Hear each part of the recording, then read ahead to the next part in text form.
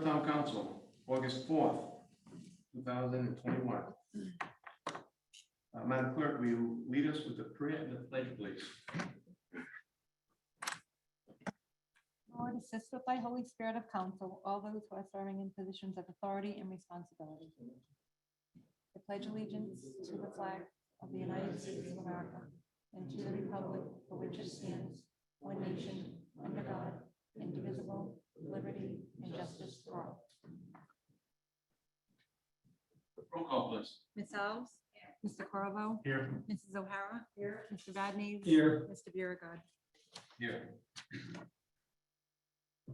Open forum pursuant to Rhode Island General Law 42-46-6.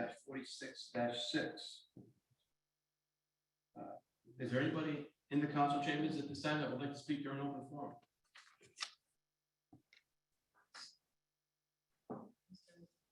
Did you want to go? Is anyone else going to speak? Well, we're going to let you speak. What I like to do is give people that came to the meeting first in person. Oh. And then we'll see if anybody on Zoom wants to speak. Okay, sure. All right, so if you want to just come right up to the podium and state your name and address. Thank you, CJ.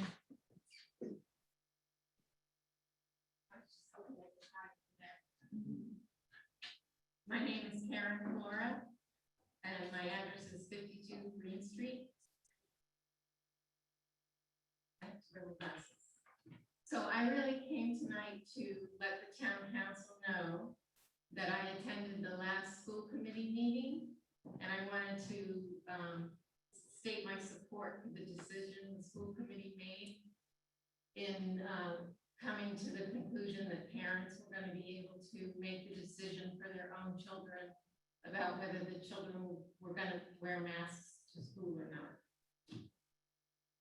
I appreciated the fact that they recognize that it's a parent's own right to make medical decisions for their children and not up to the school, the town, or the state to make those decisions. A parent really knows their child and what their individual needs are, and they can weigh the benefits and the risks to that child and make the decision based on those needs. When school started last fall, all students in all grades wore masks all year, and I really felt like many of our children suffered emotionally and academically. For instance, I heard through a friend that rising 7th graders are taking 2 maths in the fall, 7th grade math, and they're retaking 6th grade math because they had so many problems learning. And I know this has never been done before. My own son is going into 11th grade, and he returned to school in the spring. He never complained about wearing a mask. He didn't care. He was just so happy to go to school and be with friends. He never complained. But he's an honor roll student. He's in the top 10 students of his class. He always has been. His grades started to fall when he went back to school. He would text me after school and tell me, Mom, I don't know what happened. I failed the test. I got really confused. I don't know what happened. And he knew the material and he didn't equate it with anything, but I started to think, maybe he's getting anxious from wearing these masks, or maybe the masks are interfering with his breathing and his oxygen levels. For the first time since he's been a student in North Smithfield, since kindergarten, last semester he did not make honor roll. And I'm like, that is not like my son at all. He's always been an extrovert, super joyful kid. He won the Hallowell Award for embodying the attributes of the students. So extroverted. Last year he got depressed, he got anxious, and it was just terrible to see. Now this summer he's starting to come back to himself, and I'm starting to worry about what's going to happen in the fall. I was so pleased when I heard the decision and the lead from the school committee. And now I hear what's happening and the situation might be changing, and I'm really concerned. And I'm hoping that the decision will not be changed.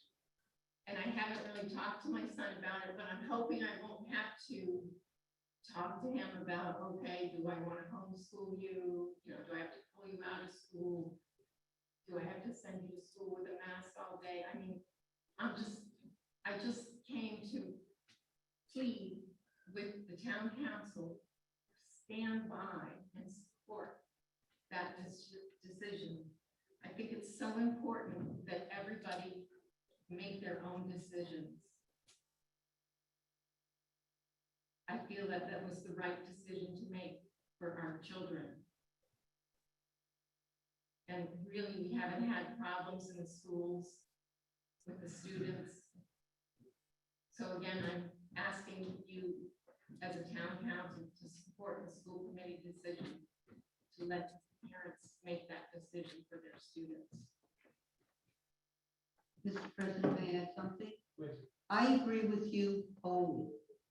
Having been in the field of education for more years than I like to admit, I feel students love continuity. They do well with continuity. I also feel that parents should have a great say in anything that will affect this, not only with a few, but I think it's all that way as well. You can count on my support, and I will also fight for your rights because I feel so strongly about it. Thank you for coming. Thank you so much. Thank you. Is there anybody else that's in the council chambers that would like to speak at open forum tonight? Okay, so we'll move on to the people that are on Zoom. Is there anybody on Zoom that would like to be heard in open forum? CJ, just let me know if anybody has their hand up.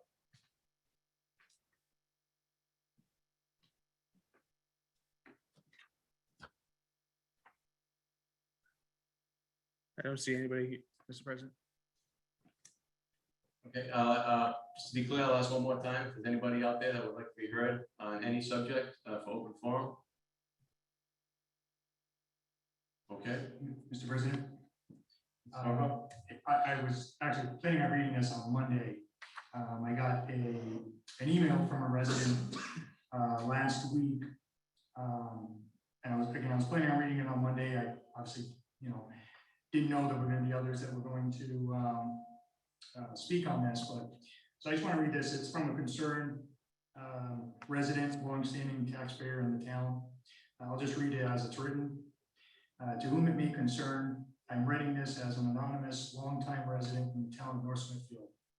And I believe that by making a public statement with my name attached, it would negatively affect some of the relationships that my child, by the way of adults' opinions. Therefore, I will not allow this to happen.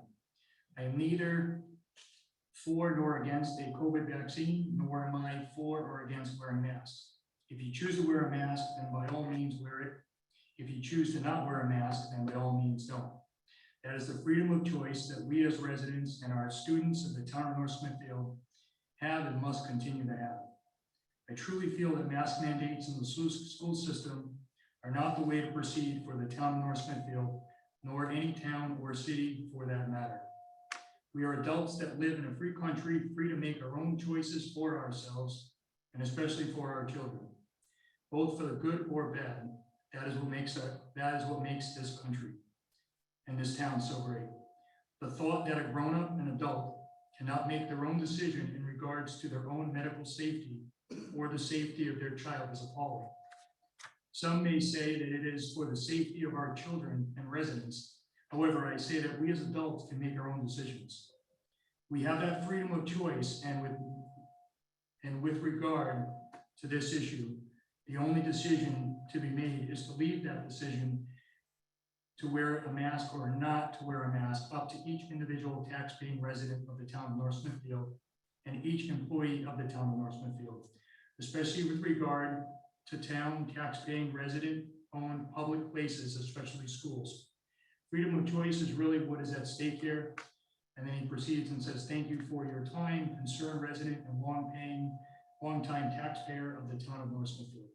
So I just want to speak just for a second, just to echo what was said, and Councilwoman O'Hare. You know, I myself don't lean either way, vaccination, non-vaccination, mask, non-mask. I think the issue at hand, and again, I also commend the school committee, the last time that they met, to unanimously agree and approve that responsibility to fall on the shoulders of parents, of students. I think that you go down a slippery slope when that responsibility, that awesome responsibility, is taken away from a parent. And as we've heard this evening, that it goes far beyond the mental state of our students, both mental, and now we're seeing that it can potentially, or has affected them academically. So again, I just want to reiterate that I do agree with the decision that the school committee did in putting that responsibility on the parents. And as well as what was stated, I will continue to support that decision so long as that decision falls on the responsibility of the town residents' parents. Thank you. Thank you, Councilman Corvo. Is there anybody else that would like to be heard? Is there anybody else that would like to be heard during open forum tonight? Would like to get up and speak?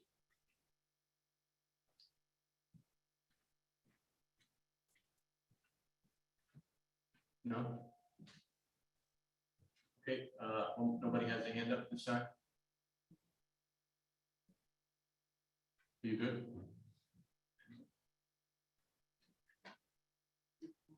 Did you want to speak? Mrs. You don't have Reyes, to. would you like to say something? You've been very active. No, you don't have to. Yeah, just go right up to the podium and give your name and address. But Captain Reyes, 850 Great Road. I just wanted to say that I'm in support of personal freedom, so if there is an option available rather than masks being mandated, that's what I would prefer for not only myself and my children. And as a coach, I know that wearing these masks was a really big problem physically and health-wise, especially for my track runners. So I would prefer that they don't wear masks and be mandated to wear masks, especially in sports. So that's my thing. Ms. Reyes, I thought the craziest thing that I've ever seen was seeing cross-country runners run outside in the woods with a mask on. The logic goes right out the window. So, okay, anybody else would like to be heard on this? Or on any issue? Okay, I'm gonna close open forum at this time. I would like to make one program change. On the new business K, I'm gonna move that to the top of the agenda. Mr. Keene is here. He would like to address this, and he has another town meeting that he has to attend tonight. So, Mr. Keene, did you want to, anything you want to say on this? Yes, please.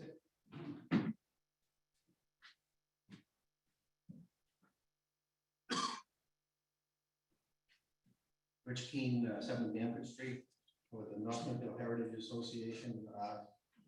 So we're restoring the Forestdale School, and we're asking for the 4th installment of payment to the contractor that's doing restoration.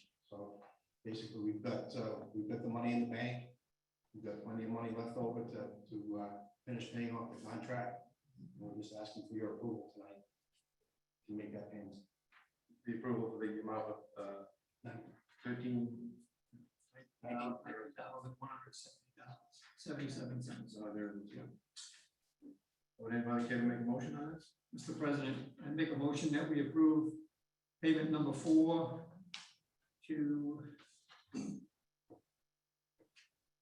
Architectural Preservation Group in the amount of $19,178.77. Second that motion.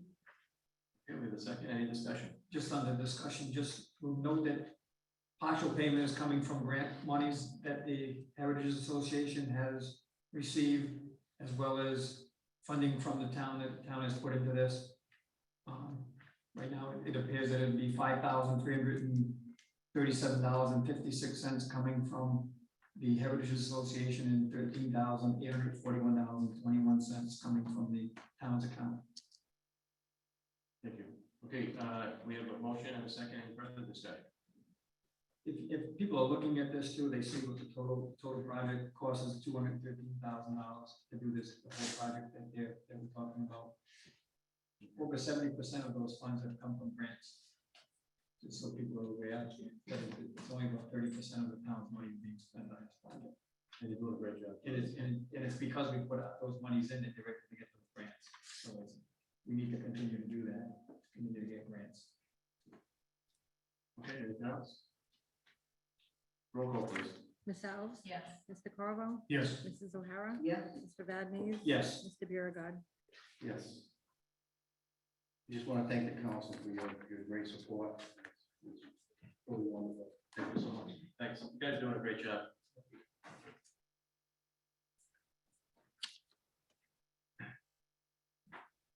Okay, getting back to the order, going on to old business A, discussion by council vote of action on Stantec Consulting Services for the Comstock water tank. Mr. Kravitz?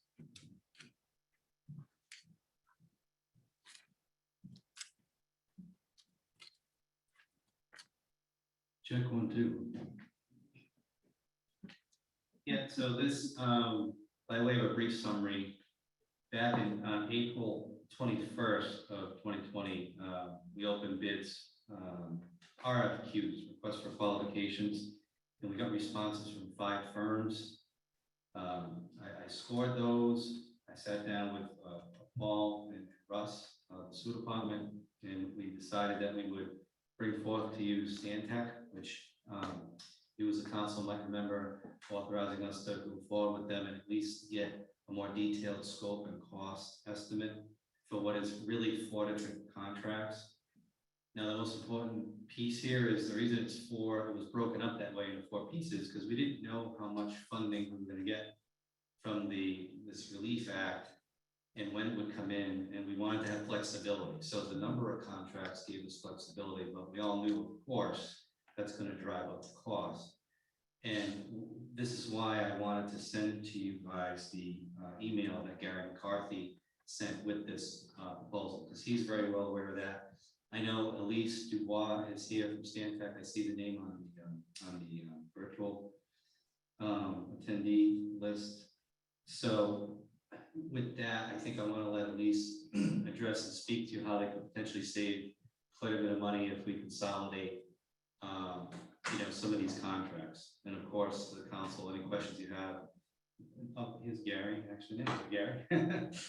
Gary McCarthy from Stantec.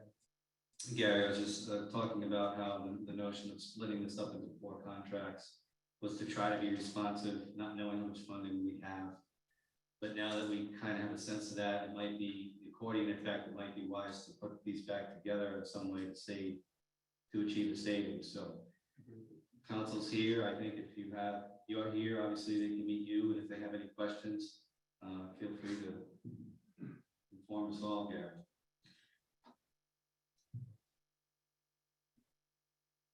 So this isn't for just to be clear, Mr. Kravitz, what is this contract going to cover? It's not going to cover the actual work of any of. Right, this is soft cost work. This is engineering work. So Gary's firm analyzes all the projects we need to do associated with the water system, and they develop bids, and they hold our hand basically while we bid the project.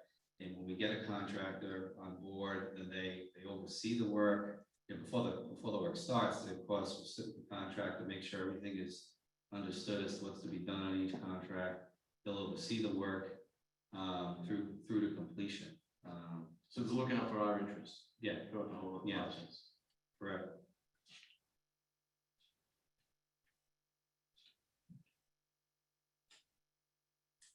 Anybody have any questions for Mr. Kravitz or I'm sorry, so what's your name? Gary McCarthy. For Mr. McCarthy? So Tom, I think we all see there, can you go over the four phases that we're looking at, potentially doing, and then maybe Mr. McCarthy can tell us. why we Yeah. Put them all together. Yeah, generally, they're summarized, it looks here on item 7. The construction contract breakdown would be the rehabilitation of the Comstock tank with an additive alternate for demolition of the Comstock C. That's the rusty tank next to it that you see up there.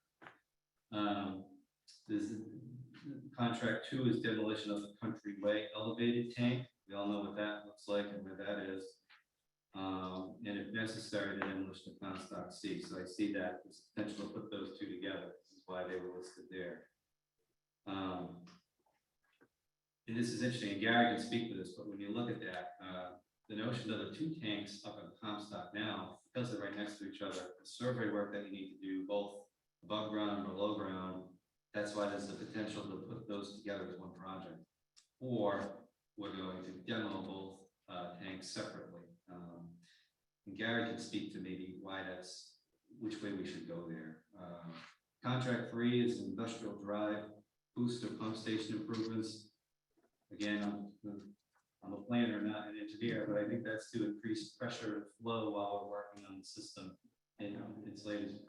And then the last one is the St. Paul Street water main improvements. There's a number of lines that need to be extended and improved there. So Russ and Maura helped us with that one, working with Gary to get a handle on what that scope potentially could be for that piece of it. Can we go from where St. Paul Street going toward Blackstone? That's essentially, right? I mean, from Great Road, I should say. Yeah, exactly. All down to, where the existing connection. Maybe, yeah, if you could just come up and join.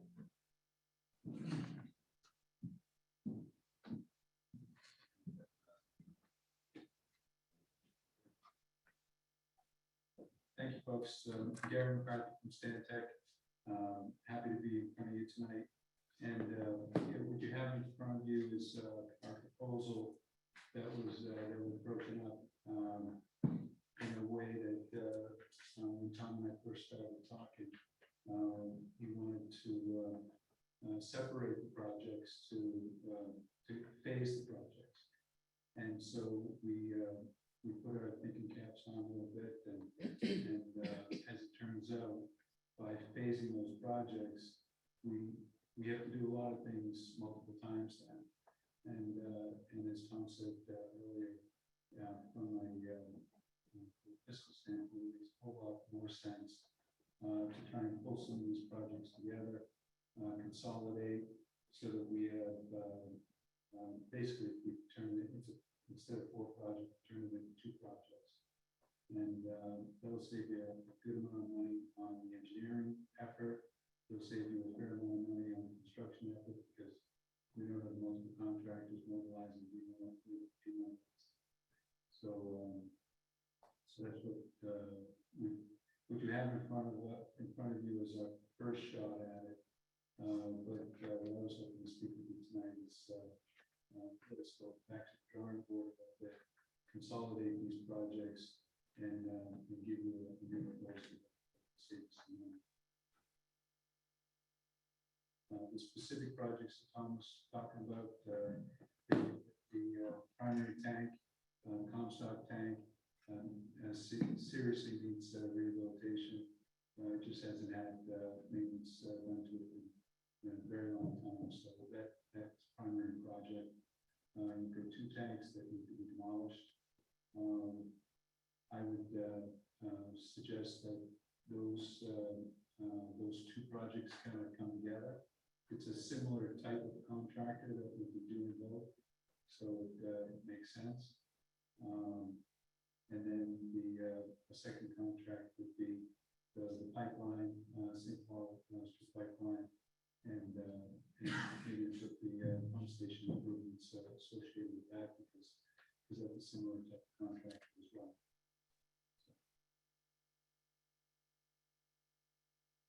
Is there a reason that we're looking to demolish those 2 tanks as opposed to keeping them online for storage? They're not functional for storage. It just hasn't been maintained. The one tank up next to Comstock, it sits quite a bit lower, so it doesn't give you any benefit. And it's in very poor condition. I think it's got some holes in the steel. Much easier, much more fiscally responsible to take that down and not have to maintain. Is it less of a concern to have storage because we're tied in directly with the sockets line? So that eliminates the need to have a little less storage. I mean, at one time we had wells feeding those tanks. It is. Now we're tied to the water supply. Yes. So is that part of the reason for that, though, that we don't need such a storage capacity? That is, yes, that's partially true. So, you actually get two different pressure zones. You get the zone that the socket feeds, which eliminates the need for the county-weight tank. And then the Comstock tank is fed by the booster station. And that tank is properly sized for the area that it's for.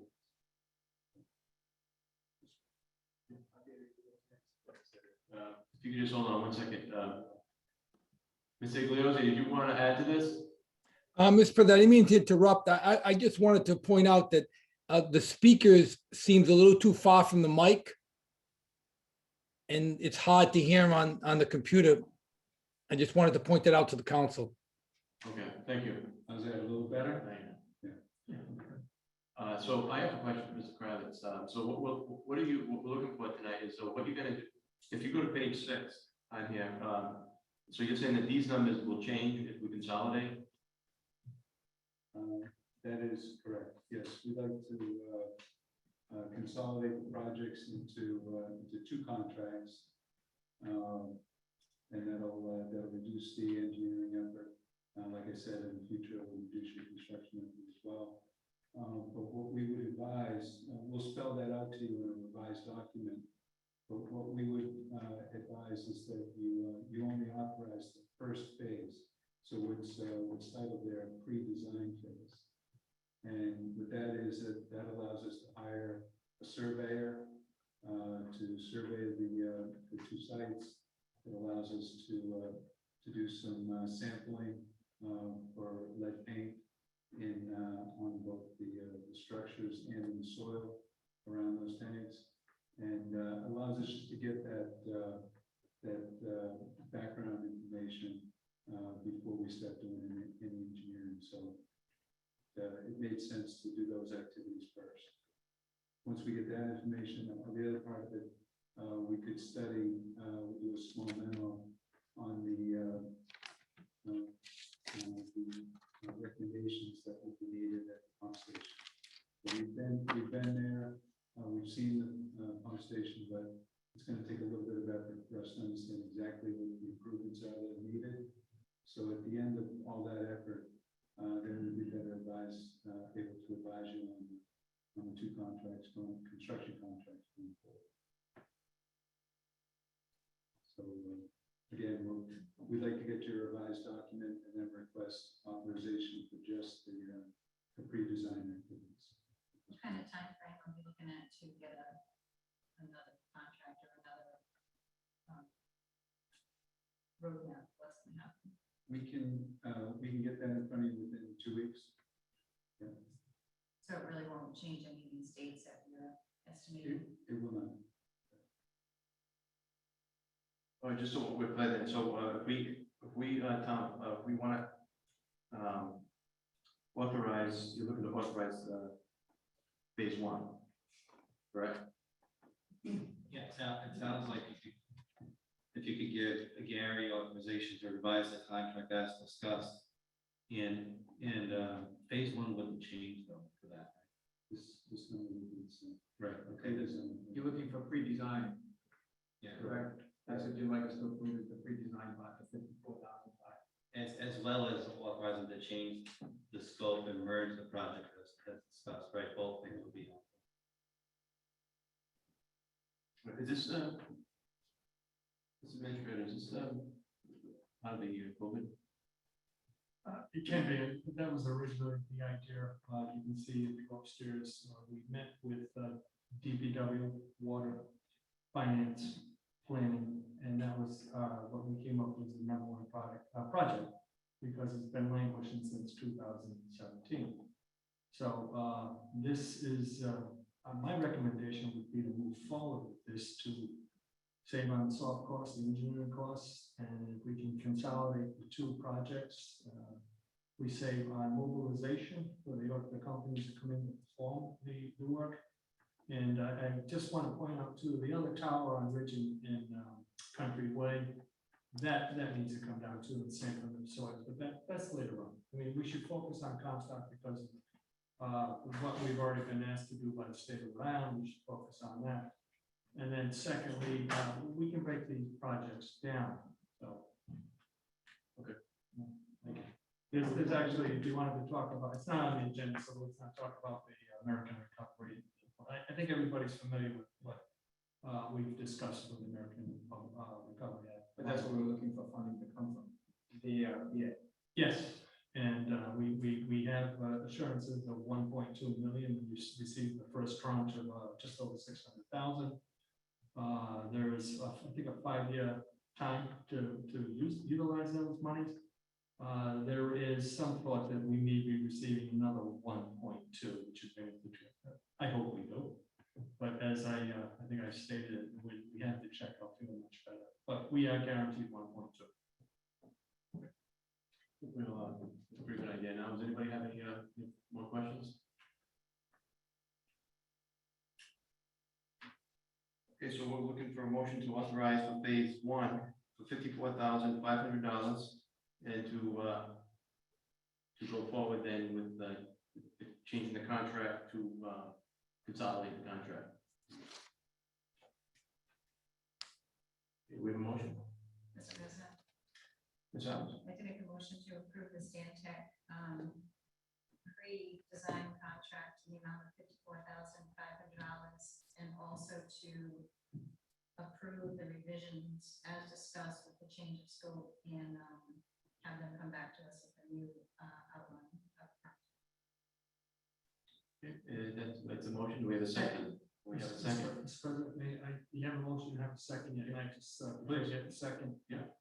Mr. McCarthy said he could have this product in 2 weeks, if we could just ask that the time frame be for the next council meeting. It's no rush, but just to move it along. Is that possible? If I put it on the next agenda, can we, the 2 is what's the date on that? 16th, What? August 16th, 16? The agenda deadline is, the Wednesday prior. Oh, that's right. Wednesday already. No, next one. Next week, next week, next Wednesday. Retract that, I'm sorry. No, it's good because they did mention that 2 week window before. So it's gonna meet the timeline? That would be the 11th. We can do that. We'll get it to you for next week, so that's ready for the next council meeting. Thank you, Mr. Thank you. All right, we have a motion and a second. Any further discussion? Just for clarification on the pre-design, you also have engineering fees and you're not gonna need, so that's not necessary at this point because you have 34.5. Oh, that's, thank you for pointing that out. Never mind, disregard. Yeah, the 54 is. Yeah, it's so, okay. Okay, roll call please. Ms. Alves, Yes. Mr. Carvo, Yes. Mrs. O'Hara, Yes, Mr. Vadnez. Yes. Mr. Biragad. Yes, thank you. Mr. President, I also make a motion that we authorize the administrator to enter into the contract and sign. Okay, we have a second on that? Second. Roll call. Ms. Alves, Yes. Mr. Carvo, Yes. Mrs. O'Hara, yes, Mr. Vadnez. Yes. Mr. Biragad. Yes. Thank you, Mr. McCarthy.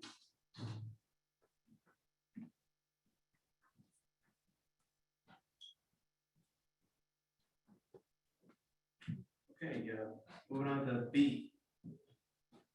Discussion by council vote on other action, on proposed amendment on town code ordinance section 6-3.11 stabilization of taxes for commercial expansion in new development. This is the second reading. Just for your own information and the information of people out there, the only thing that was changed on this ordinance was the time that you, that is allowed for you to apply for the tax stabilization agreement. Instead of it being at the time that you apply for your permits, it's now at the time that you get the certificate of occupancy. So that's the significant change that was made to this.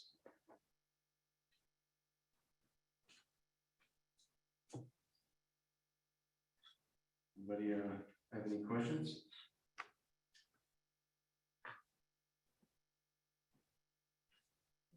Motion to approve.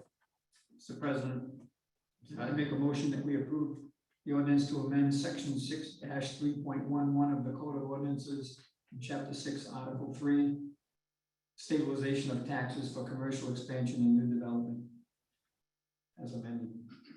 That's a motion. We have a second. Further discussion?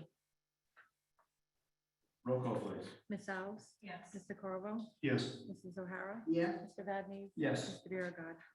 Yes. Discussion by council, what other action on update of municipal building review task force? Is Mr. Russian with us today? No, this is not. There is nothing update right now. We're waiting. They've issued a draft report that we're commenting on. We're trying to schedule a meeting next week, but there's nothing new to report from the last 2 weeks. All right.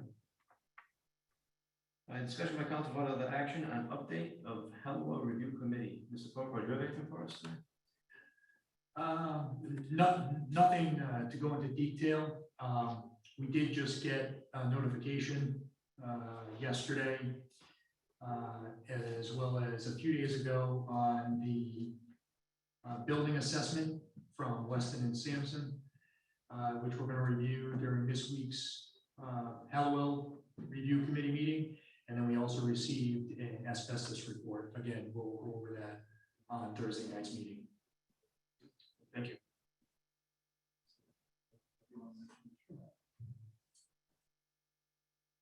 Thank you. We did have the charrette last Saturday, or actually a couple of Saturdays ago, I'm sorry. It went very well. We had a lot of dialogue. Again, the structure was going to tour Hallowell for about a half hour, 45 minutes. And then from there, we resumed at the North Smithfield Middle School cafeteria. The charrette itself, as far as the open forum, lasted a couple of hours. A lot of great feedback, a lot of suggestions, a lot of support and ideas from Weston and Sampson on their end. And overall, I think it went well. Anybody have any questions regarding Hallowell? Thank you, Mr. Corvo.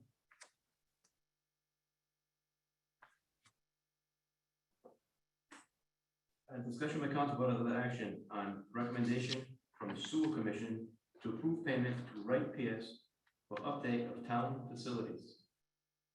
Is Mr. Dory with us? I'm here in place of Mr. Torrey. Okay. Yeah, go ahead up and just take in here, sir.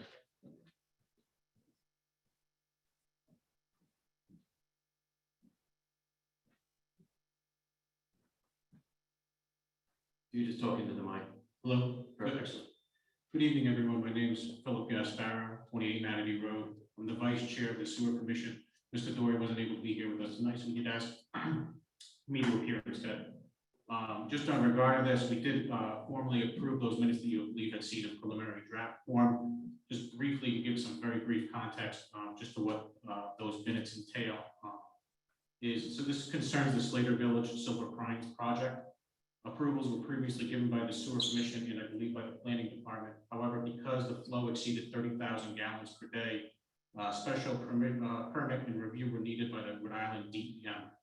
In that review process, DEM then flagged it that this development will use up most of the excess capacity of the Belcher Avenue pump station, and that our wastewater facilities plan is no longer consistent with the comprehensive community plan in terms of the western development there.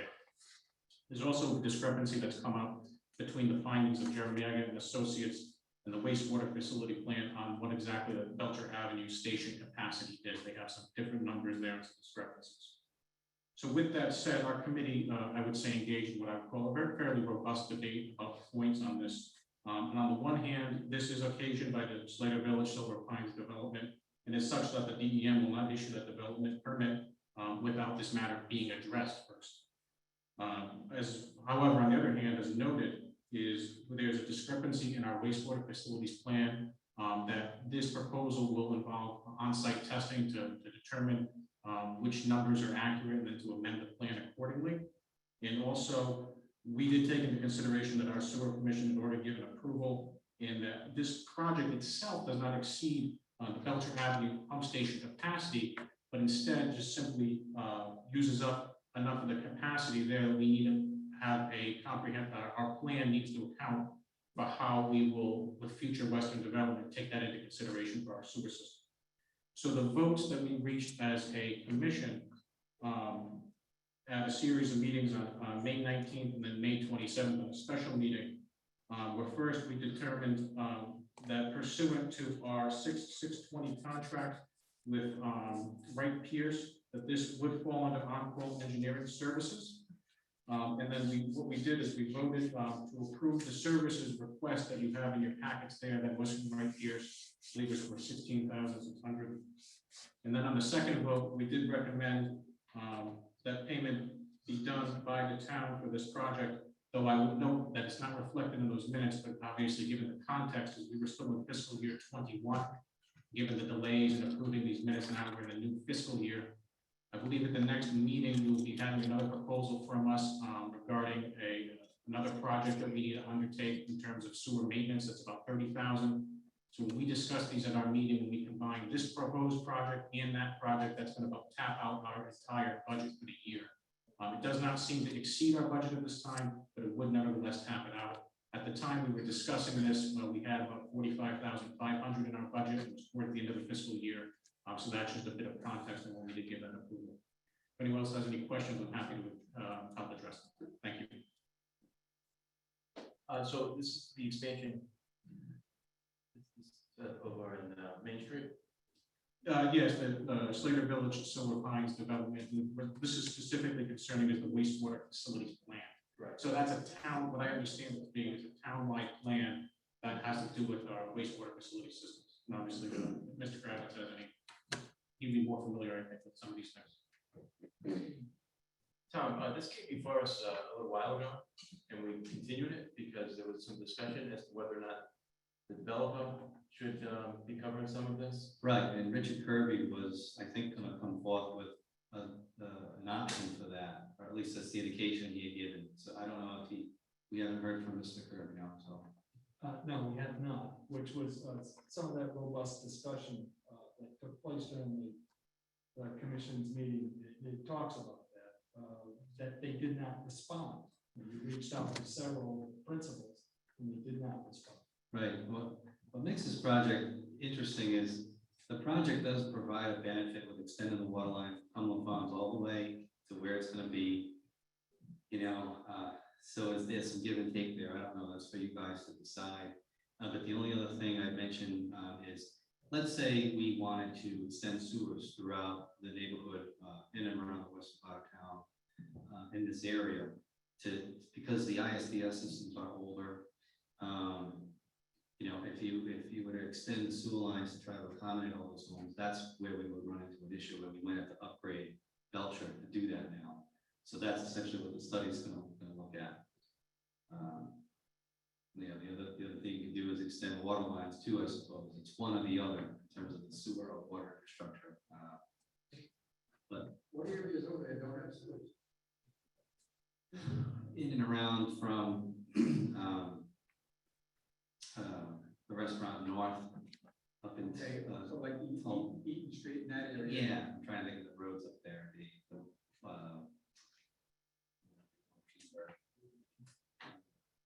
There's a number of them that are on ISDS systems that are pushing 40 years old, and most of those lots just north of Gators. I'm sorry, the neighborhoods north of Gators. Those are just over 1 acre lots with older systems. So that's really what Belcher was designed to do. Also, is capture that for a sewer extension someday. So.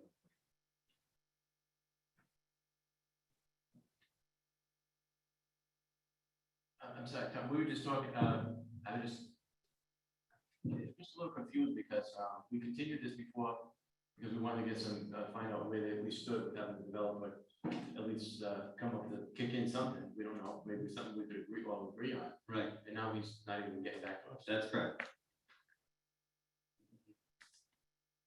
I don't know what, I mean, why would I approve this? No offense, because I think you guys did a great job, but I'm saying that why, maybe the town's not, should be sharing the cost a little bit, that's just my opinion.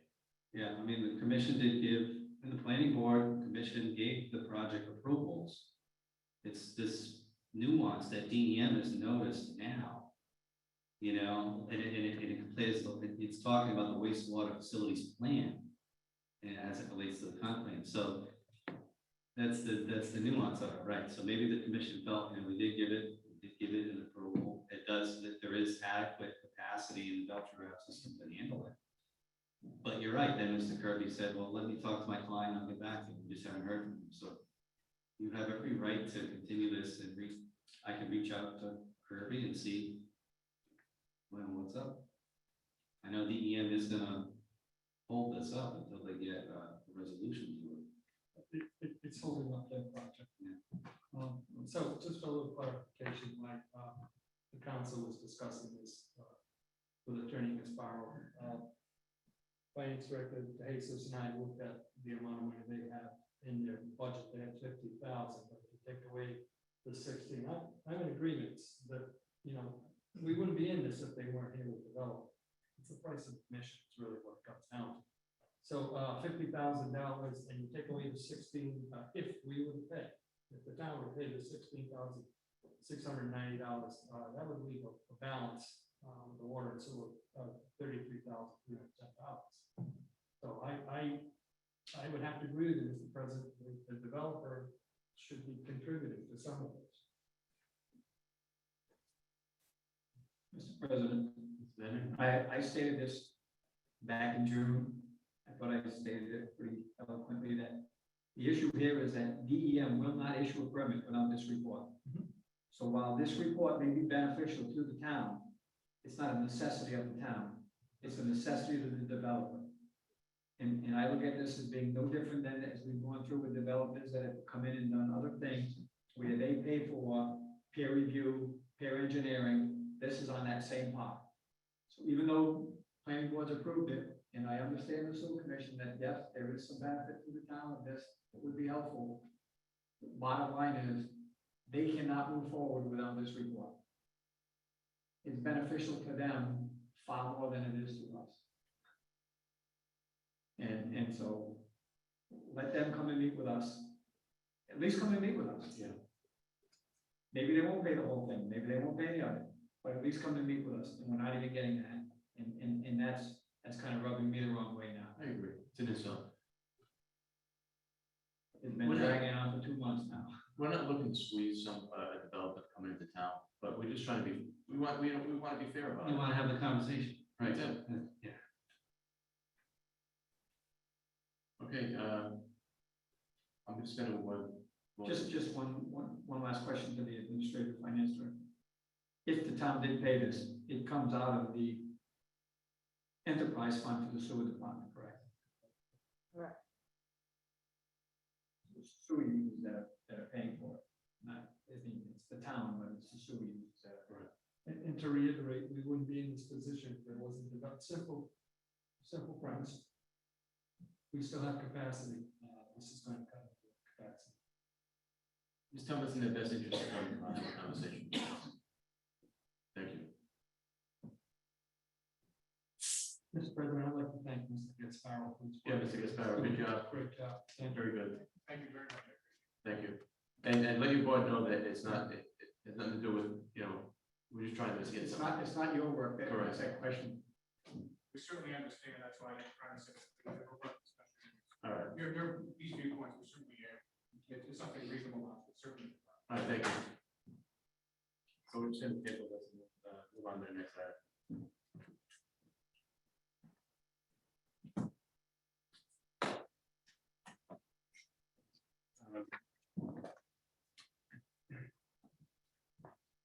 Discussion by council vote of action, of proposed amendment to town ordinance, section 10-64, municipal subsidy program for low and moderate income housing. Now, Joanne, we just continuing the public hearing? Did we already have a public hearing on this? We did. Okay, We didn't have any comments, so you decided to move it We ahead. continued it and just in continue. case that there were people that weren't aware that we were discussing this, and like, come up, even though it was publicized. Just in case anything. so we need a motion to reopen the public hearing, or is it already, Yes. all right, entertain a motion to reopen the public hearing? So You have a second? Second, Roll call, please. Ms. Alves? yes. Mr. Carvo? Yes. Mrs. O'Hara? Yes. Mr. Vadnez, yes. Mr. Biragad. Yes. Okay, the public hearing is now open on this issue. Would anybody like to be heard on this issue only? Is there anybody, CJ, is there anybody out there that wants to be heard on this issue? Nobody's making themselves known, Mr. President. Okay, I'll ask again. Is anybody out there that wants to be heard on this issue? This issue only? Just make yourself known? No? Mr. Iglesias raised his hands. Mr. Iglesias, did you want to be heard on this? Just briefly, Mr. President, I'm just noticing when I read through it, that, I'm not sure which version ended up for the second reading, and I'm missing a word. I think THE is missing. If I didn't put it in the original one, I'd like to put it in now. It's a minor, it's really an editorial comment, but when I read it, it just would read better if we added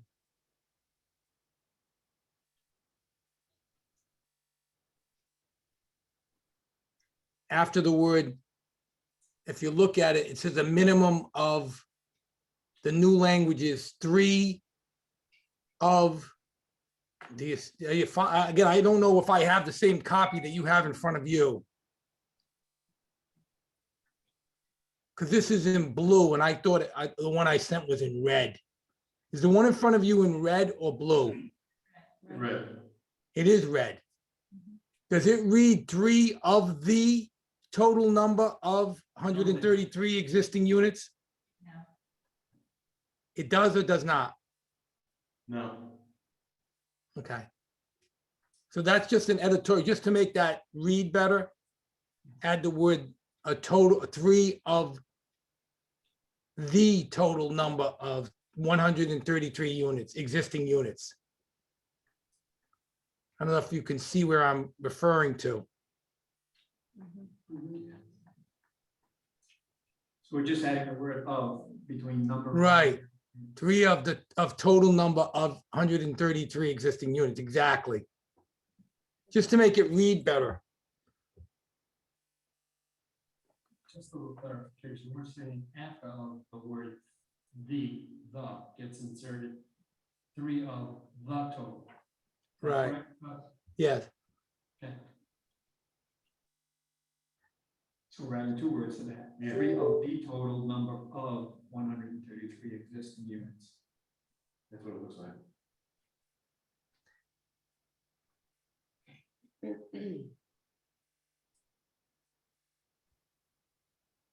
Since we're in public hearing, we could make that minor change. Do we vote on that, David? Yeah, since we're in public hearing, we could make that minor change. It looks like someone else wants to be heard.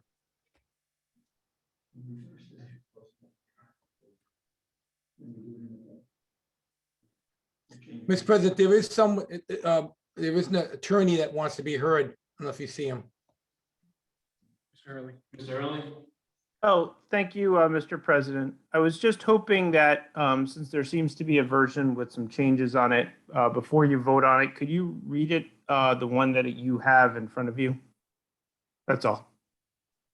With the edits, Mr. President, have you accepted the edits? Well, the edits would be of and D. So. Yeah, okay, I'll read it. Thank you, Mr. President. Section 10-64, designation of units. The developer shall designate a minimum of 20% of the total number of units in the land development project, with the exception of Slatersville Mill and High Rocks condominium projects. This 20% can be a combination of low and moderate income housing. A minimum of 10% of the total number, 10-14 of units in Slatersville Mill must be affordable. 80% AMI or lower. A minimum of 3 of the total number, 133 existing units in High Rocks condominium shall be affordable. 120% of AMI or lower in the case of dwelling units for sale, and 80% of AMI or lower in the case of dwelling units for rent. Any future development of the High Rocks condominium shall comply with this section and designate a minimum of 20% of the total number of units as low and moderate income housing. This article applies to all subdivision activity and substantial rehabilitations and adaptive reuse that result in 6 or more units. Did you get all that? I did. Thank you, Mr. President. Does that sound pretty much what you have? Is that question to me? Yes. Yeah, that was my understanding of it. Yes. Okay. Ms. Igliozzi, is that what you have on yours? I do. I just, again, for the record, Mr. President, the new language, everything you read is not new language. Only the new language as to High Rocks is new language, right? You can see that in your version. Can you not? Yeah. I just want to make sure the record is clear that only the language as to High Rocks has been amended. Yeah, okay, that's correct. Okay, that's the only point I'm making. Mr. President, with your indulgence, may I ask the solicitor a question? Of course. Solicitor Igliozzi, I just wanted to make sure I heard when the president read the edited remarks. Do you mind, Mr. President, if I reread those remarks? So we were talking of adding the word "the" and "of," if I may, in that sentence. A minimum of 3 of the total number of 133 existing units. Yes. Exactly. Was that loud and clear for you? I That's hear exactly- that. I hear that editorial change proposed by Attorney Igliozzi, and I have no problems with that. I think it makes sense and reads well. Mr. Igliozzi, okay on that? Yes, Mr. Administrator, that's what I was asking. And again, it's just an editorial comment because we're in open public hearing. I figured might as well clean it up now to avoid any confusion in the future. Mr. President, Mr. Van Dyke. I make a motion that we amend an ordinance to amend section 64 of the Code of Ordinances in chapter 10, article 3, to read as follows: a minimum of 3 of the total number of 133 existing units. And the rest of the chain remains the same. So, Mr. President, a point of order. Do we need a second on Councilman Vadney's motion to amend? And then if that passes, then there would be a motion to approve the amendment as amended. So we need 2 motions. First motion is to act on Councilman Vadney's motion with a second and then a vote. Okay. All right, on Mr. Van Dyke's motion, we have a second. Is there any further discussion? Roll call, please. Ms. Alves? Yes. Mr. Corvo? Yes. Mrs. O'Hara? Yes. Mr. Vadnez, Yes. Mr. Biragad. Yes. Okay, is there a motion to approve the ordinance as amended? So Do we have a second? Second. Any further discussion? I'm not sure we approved, we vote on amending the amendment. We voted on making those 2 amendments. Now, under the public hearing, we're going to vote to amend the amended ordinance. When we close the public hearing, then we will vote on second reading. Correct, David? Yes, that's correct. If I'm hearing you correctly, I just conclude the public hearing and then take a vote if the public hearing is complete. Okay. You can declare it closed, Mr. President, unless people are out there raise their hands. Yeah, now that they've heard discussion, is there anybody wants to be heard on this?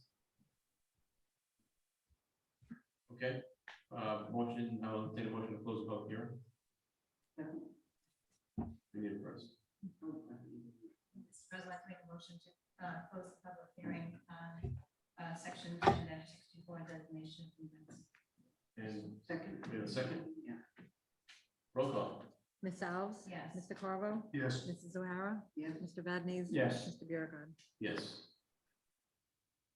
Okay, now we will entertain a motion to approve the amendment. Is that correct? And Mr. President, just because we're saying amendment a lot, I'm just going to suggest that it's a motion to approve the ordinance to amend section 64 of the Code of Ordinances in chapter 10, article 3, as amended. Somebody could just assume that motion that I just worded. That would just be clearer, again, for the record. I know we're saying the word amend a lot, but that's it. President, I make a motion that we approve an ordinance to amend section 64 of the Code of Ordinances in chapter 10, article 3 as amended. Second. Any discussion? Roll call. Ms. Alves? Yes. Mr. Carvo? Yes. Mrs. O'Hara? Yes. Mr. Vadnez, Yes. Mr. Biragad. Yes. Thank you, Mr. President. Thank you, Mr. President. Thank you, everybody else. Thank you.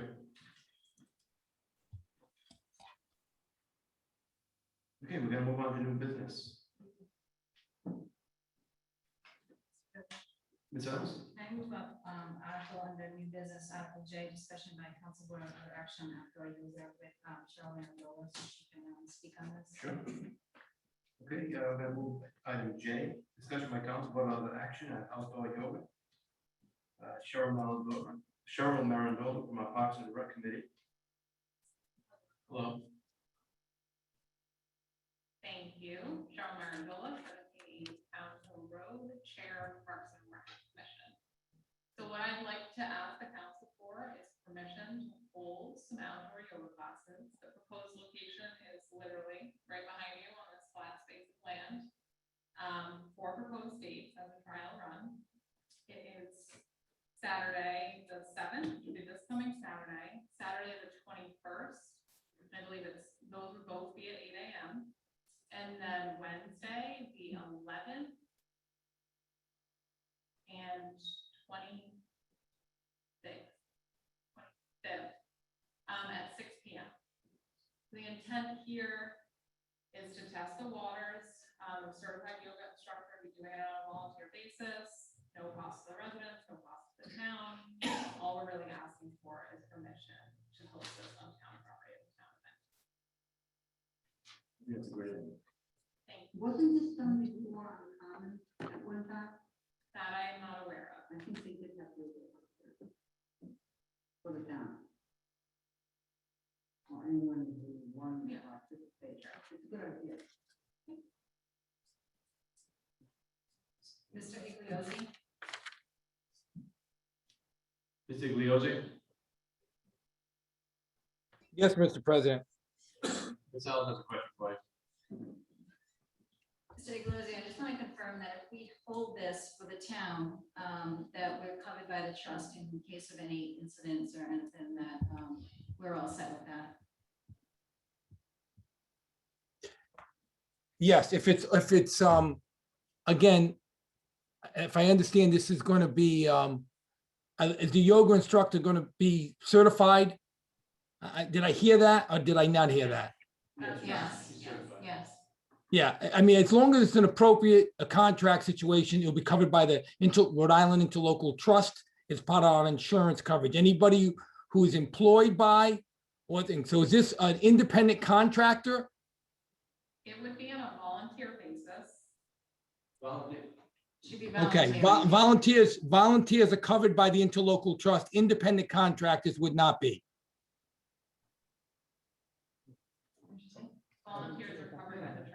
They are covered by the trust. It's covered by the trust. Right. Yep. Thank you. As long as I don't have to go. Well, Cynthia told me not to go, it's embarrassing. Does anybody have any questions for Ms. Marandola? You know, you may not believe it, but I think yoga, I do yoga, I think it's great. Come on down. I will be there, not this Saturday, I'm gonna be away. I'm going. I'm going. I do yoga, it's helped my back tremendously. I'm not going there. I'm only kidding. Mr. President, I would just add one point. Yeah, that's right.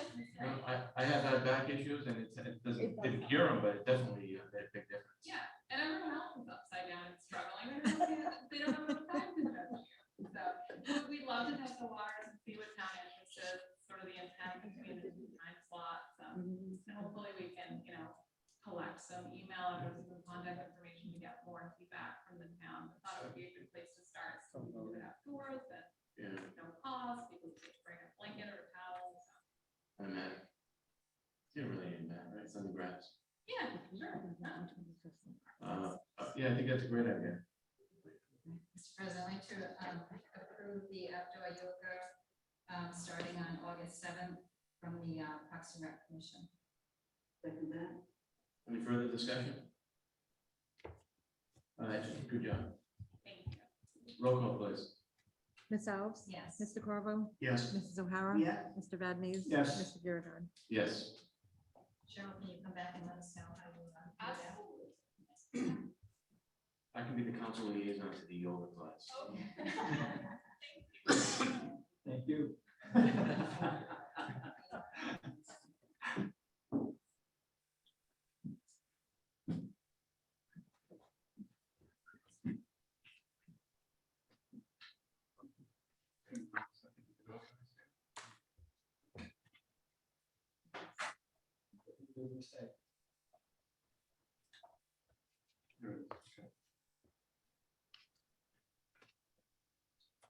A discussion by council vote on other action on salaries and wages ordinance 2021 to 2022.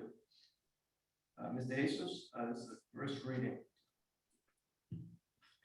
This is the wage ordinance that's presented to the council each year around this time. It's usually right after the budget. This presents what you already have approved in the budget, except for Council 94, which is still under negotiations.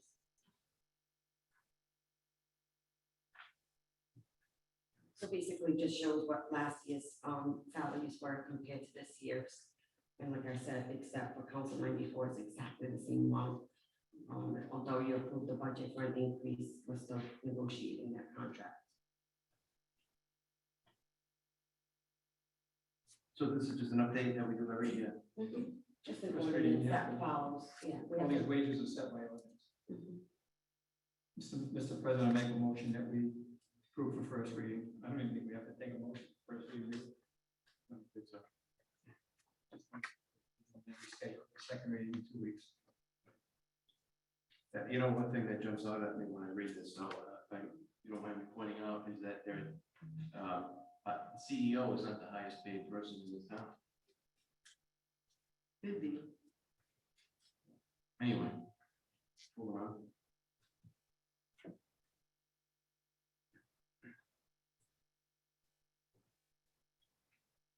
B, discussion by council vote of action on moving Hallowell playground equipment to Milton and other town-owned playground property. Ms. Al, do you want something to? Yeah, I just wanted to bring this up to talk about it.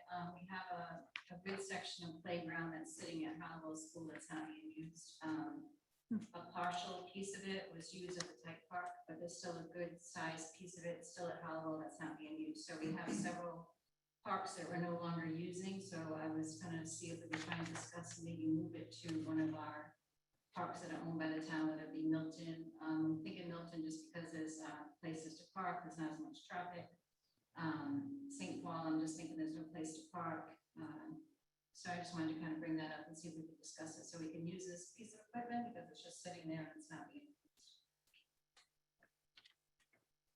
I think it serves two purposes. One, as you said, the equipment's not being used. So it's going to waste. And number two, these small parcels of land that we call parks are just empty parcels of land. So maybe we should either, my opinion is either we get rid of them or we do something, or turn them into a park. And I think that's a great idea. You put it over to those locations. The only thing we would have to probably purchase is 2 sets of swings, like maybe a regular child-sized swing and then also a toddler and baby set swing, because the swings in Hallowell, they're not in very good condition. I haven't priced them out. I don't know what they would be, but I can't imagine it would be that expensive to just put 2 swing sets on that parcel of land. And at least we get some activity in one of the parks and we get to use this equipment. So that was just what I'm trying to bring up to the council. See if anyone's Yeah, I was gonna say, I mean, is the condition of it okay, where it's been sitting there, no rust, doesn't need to be sanded and painted or anything? No, it's in great condition. Down there, it's pipes and plastic, it's only about 6 or 7 years old. Yeah. It's in really good shape. And it's just sitting there not being used. Yeah, too bad when they sold it. Can I mention something? The playground on St. Paul Street. There's one man and there's a lot of people that moved in across the street. They're bringing the children there, it's a lot younger, group. And this man's due diligence, caring for that area. How could we at least finish one? I'm trying to think what they had there. Or did they have much? He was even finding, mulch and everything to fill in. Should we finish one and then concentrate on the other to make one feasible? Well, that was what I was gonna start talking about, is that, I remember when there were 5 neighborhood playgrounds in town, one in Waterford, one in Primrose, one right here on School Street, one in Union Village, one in Bushy. We kind of reestablished the one in Bushy with the type park for that neighborhood. And it may be something we're gonna look at, is reestablishing those parks. Granted, they won't be the same as when I was younger going through them. There used to be a supervisor, there were games for the kids to play, and it was town funded and everything. Parents don't send their kids, or kids don't go out and play on their own like that. That's the downside to it. But they would go there if there were swings and stuff, and people will walk. And so if you're concerned about parking it, what if the whole point of the neighborhood playground is it's for the neighborhood they walk in? I mean, yeah, I have 2 houses over, you always have to playground. But that's why you have the neighborhood playground. It wasn't a matter of you have to drive there. Kids either rode their bikes or they walked there. And maybe this is the way it goes, to start reestablishing these parks again, putting something there for the neighborhoods to use.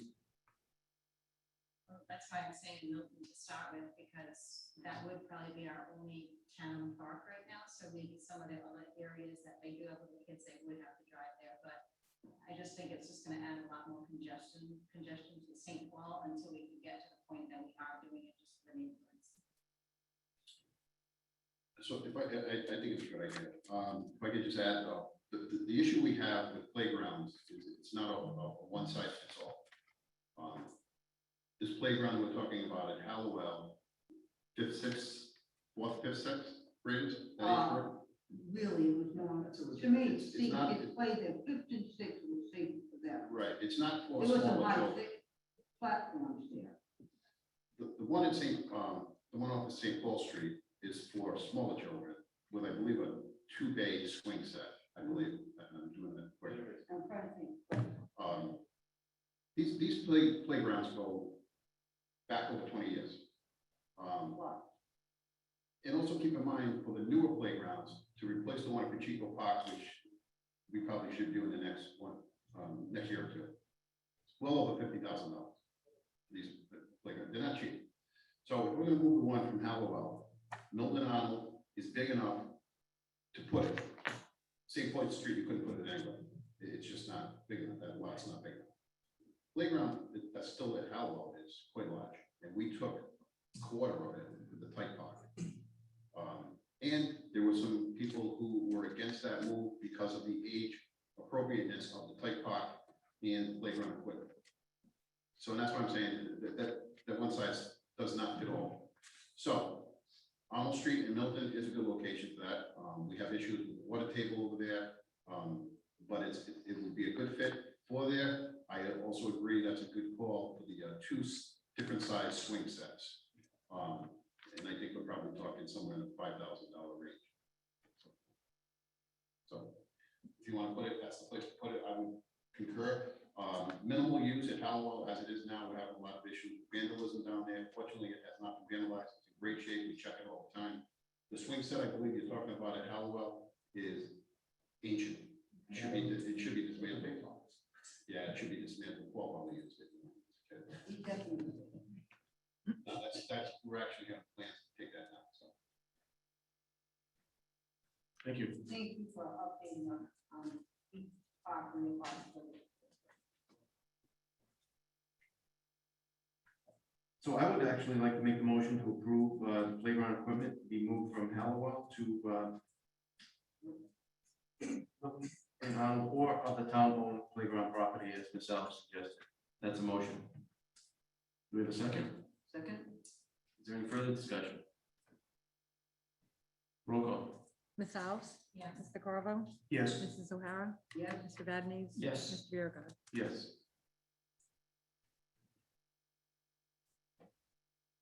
Discussion by council vote of the action on payment of invoices. Mr. Jesus.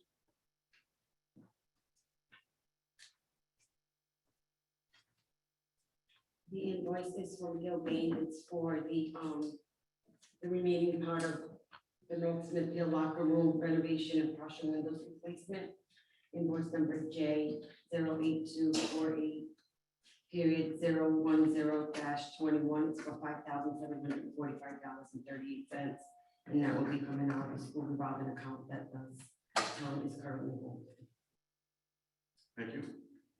Mr. President, I'd like to, motion to approve invoice J 08248.010-21 from Bill Bain in the amount of $5,745.38 and approved by Mr. Lombardi, Mr. St. Jean, and Ellen C.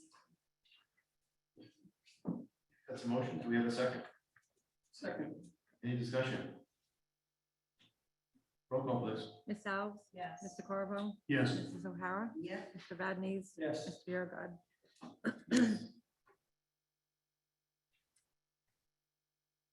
Discussion by council vote on other action on change order, Gilbane job number J 08248.010. Mr. Jesus. This is a change order request from the school department regarding the job J 08248.010 for the science lab renovations. And the total change orders for $490.52. Any questions, Mr. Jesus? We have a motion. Mr. President, I'd like to approve the change order J 08248.010, which is in the amount of $490.52 as approved by Jim Lombardi. That's a motion. We have a second. Second? Roll call, please. Ms. Alves? Yes. Mr. Corvo? Yes. Mrs. O'Hara? Yes. Mr. Vadnez, Yes. Mr. Biragad. Yes. Discussion by council, what other action? On award of bid for hot mix asphalt material. Oh, I'm sorry. File from another page. Material sand and stone, Mr. Pendergast. Yes, good evening. I'm seeking your approval for us to piggyback on the competitive bid through the city of Woonsocket's Public Works Department and the Finance Department for hot mix asphalt from Material Sand and Stone on Greenville Road, North Smithfield.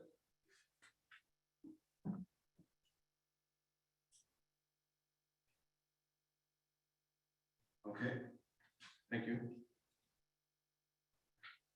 Mr. President, Mr. Van Dam. make a motion that we award a bid for hot mix asphalt to Material Sand and Stone. Piggybacking on sockets bid in the amount of $60.90 per ton. Second that? Motion and second. Roll call, please. Ms. Alves? Yes. Mr. Corvo? Yes. Mrs. O'Hara? Yes. Mr. Vadnez, Yes. Mr. Biragad. Yes. Ray, do we do a lot of our own paving? We don't do the paving, this is the patching, we're a lot of drainage work and stuff like that, we're like, sorry. Yeah. If we had a good price like that, though, would we go out to bid to have streets done, could we buy our own asphalt and have them use it, or it doesn't work that way? It doesn't work that way, like, we're the contractor, they have their own plant. They probably got a better price than that. This is just for patching and stuff like that. Correct, so save us some money. Okay. All right, if I could bring your attention to the next agenda item F, there was a typo, a clerical error. In here, in the agenda, it did not list the public hearing, it's not listed on the agenda even, but however, the public hearing was properly advertised. So what I'm suggesting is, so there's no issues, it doesn't change it won't change the results of Mr. Branchard's request. But what I'm suggesting is that we re-advertise the public hearing at our expense, since Mr. Branchard did do his diligence and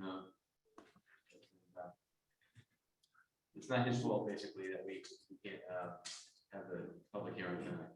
So that we re-advertise the public hearing, and then we bring up this issue again at a future council meeting. So we could set it to a date certain for the public hearing. Yes. To September 6th, the first September meeting we 6th. could do. That'll give us time to put it back out there, Advertised. Mhm. and then we'll list it on the agenda.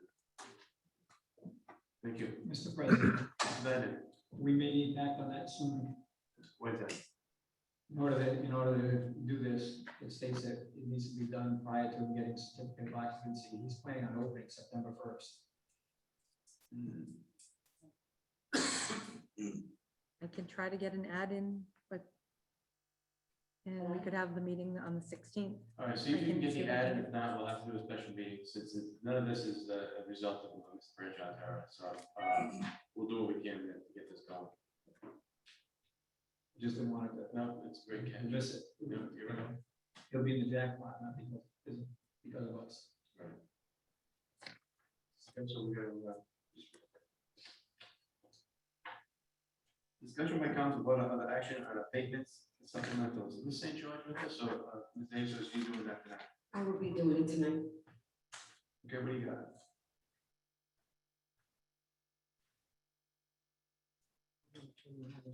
First, the supplemental, the abatement. I don't know which one I should do it to. Abatements and Abatements supplemental. and then supplemental. So, the recommendation of the tax assessors to, abate 3 properties. One was for, the first one was account number 5206112-17. It was a, disabled vet exemption that was, missed in the amount of $91. The second one was account number 56-0254-25, and that was for a DMV error. The person had moved to New Hampshire in 2013, and the bill for that was $35.96. The last one was 22012087, and that was for a rollover error. You'll see a supplemental bill that corresponds to that, and that's for $5,941.77, for a total abatement of $6,068.73. Does anybody have any questions, Mr. Jesus? Is there a motion to approve the abatements in the total of $6,068.73? Make a motion to approve real estate, motor vehicle, and personal property abatements as mentioned in the amount of $6,068.73.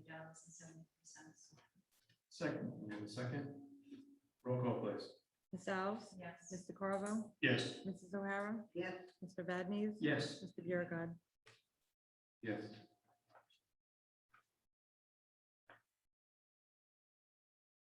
Go ahead. The next item is supplemental.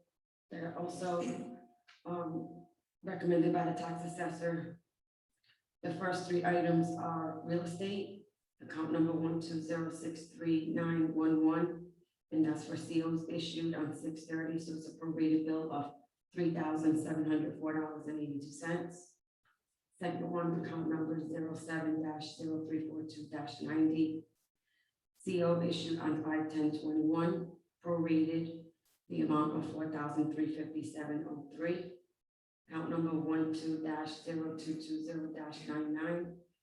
A rollover error that corresponds to the prior abatement in the amount of $5,941.77. Real estate total is $14,003.62.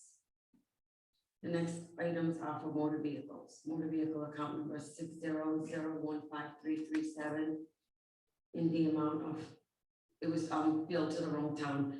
It belonged to here in North Smithfield, was for $498.57. The next one is for the same account number and is for $301.68. The third one is account number 64-016602 in the amount of $161.76 for a total motor vehicle amount supplemental billing of $962.01. Total supplemental altogether, including real estate and motor vehicle, $14,965.63.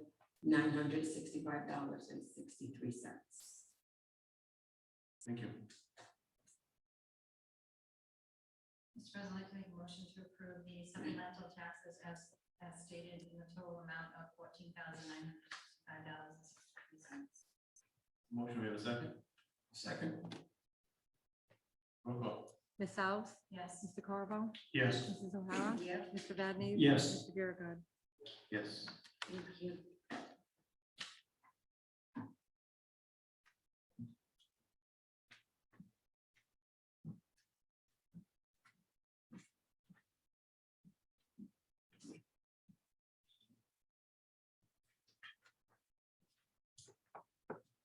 Discussion by council vote of other action on resolution for requests of grant funds from Community Development Block Grant Program. Mr. Kravitz? Oh, I'm sorry. I don't know if everybody knows now how to the assistant planner.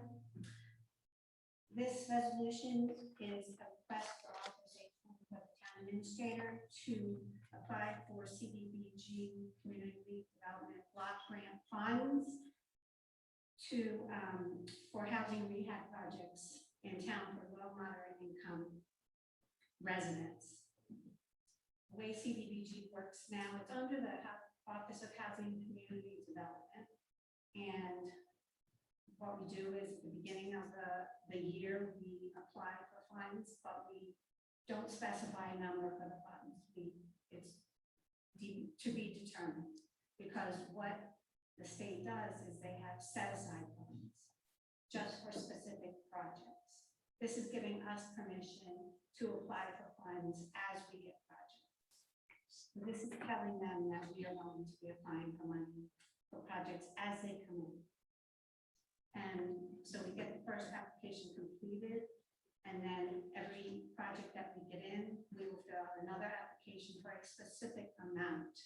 And then from there, we'll complete that project after it's approved. The way we do CDBG right now is when socket planning administers CDBG funds for us, they take it in applications, they do the inspections, they do all the paperwork, and then they request the funds from us. And we request the funds from the state. We also do the status reporting and things like that. So this is just for us to have authorization to submit the high-level application to the state for CDBG. Thank you.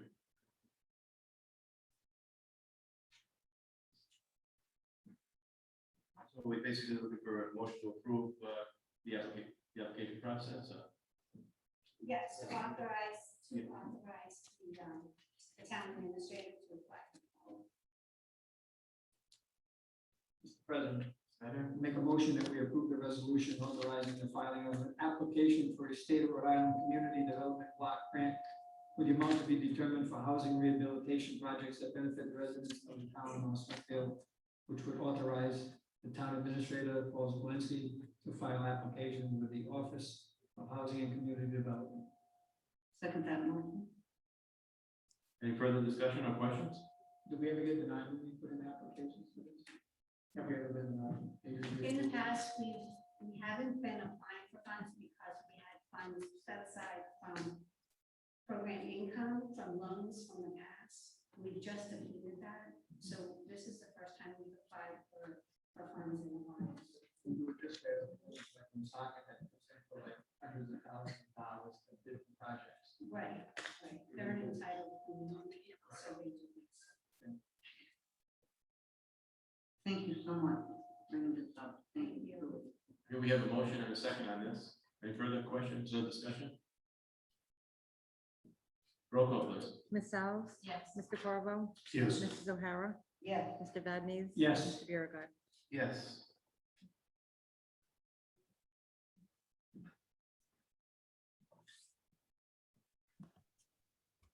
Discussion by council vote on other action on request for waiving of tax penalties. Mr. Jesus, I read this, it seems legit, right? I've been speaking to Miss Nancy Beauregard for the last probably, no relation, she made that clear when she called me. She says, I heard that there's a Beauregard there. I said, yep. I said, you're related? She goes, no. And she actually lived in Woonsocket for many, many years. But she had a business in Woonsocket, moved to North Smithfield for a short time while she was getting ready to relocate to New York.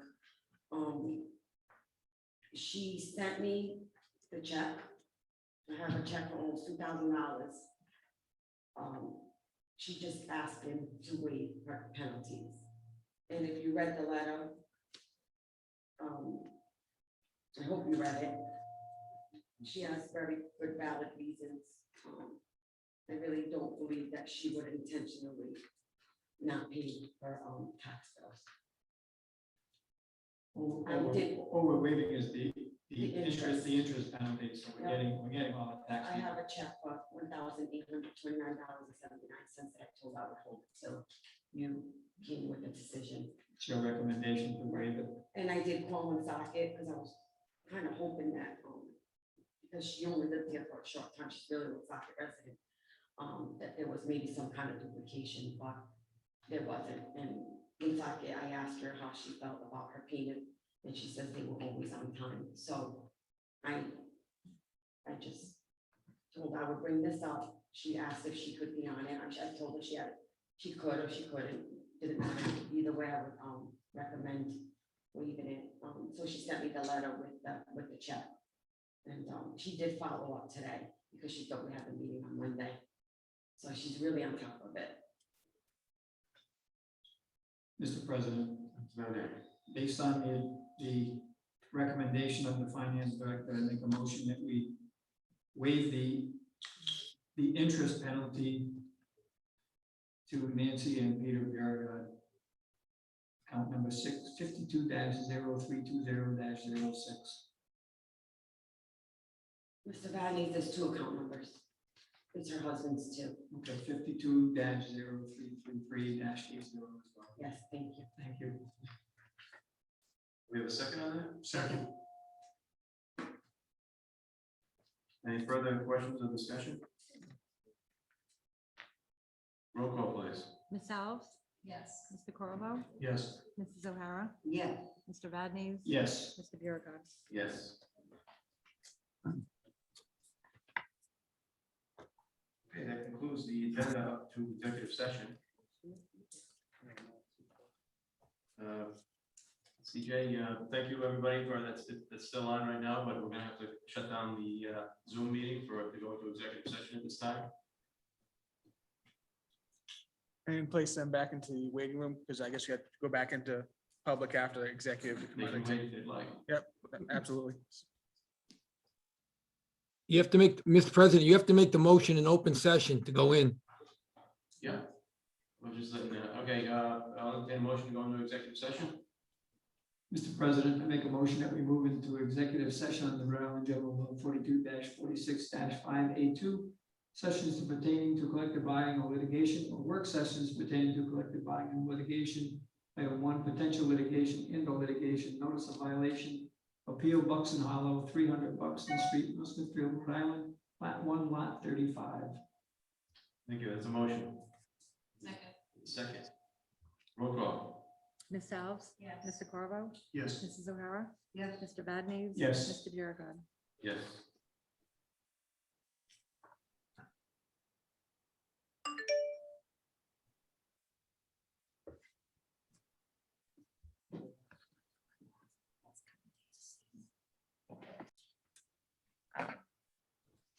Okay. So I will entertain a motion to come out of executive session and indicate that come out of executive session. Mr. President, Go ahead. I make a motion that we Go ahead. come back out of executive session and make a motion that we seal the minutes and let the record show that no votes were taken. Second. Any further discussion? Roll call. Ms. Alves? No, Mr. yes. Mr. Corvo? Yes. Mrs. O'Hara? Yes. Mr. Badnees? Yes. Mr. Biragad. Yes. Mr. Iglesias, you want to word that motion for us and then we'll. Yes, vote? Mr. President, I would ask that the council make a motion to authorize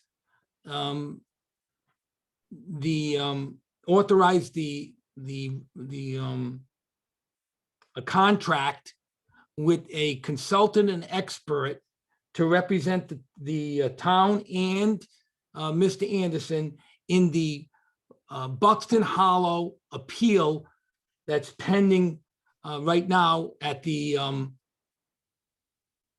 planning, at the zoning board of appeals, and thereafter, as necessary, pursuant to a contract that he's provided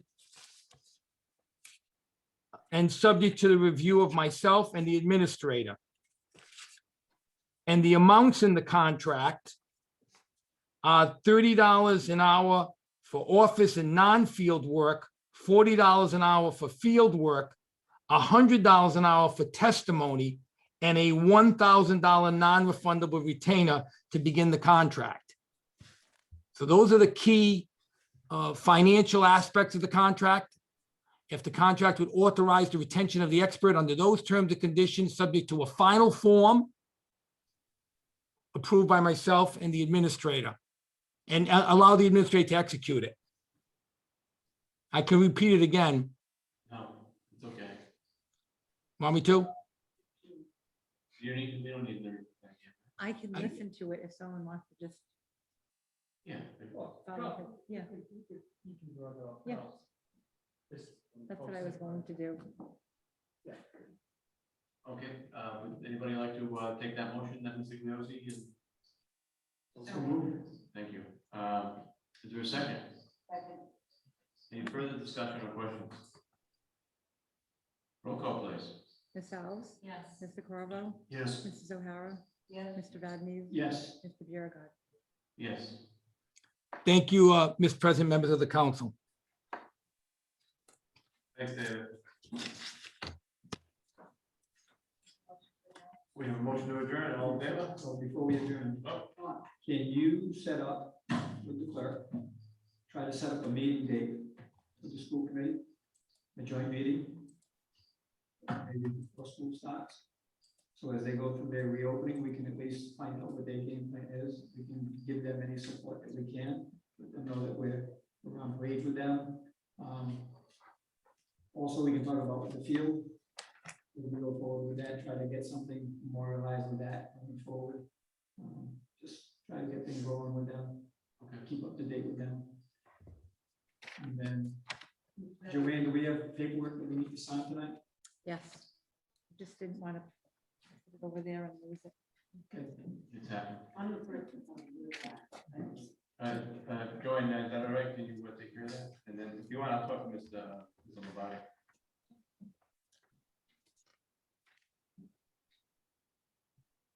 All right, we have a motion and a second to adjourn. All in favor? Aye.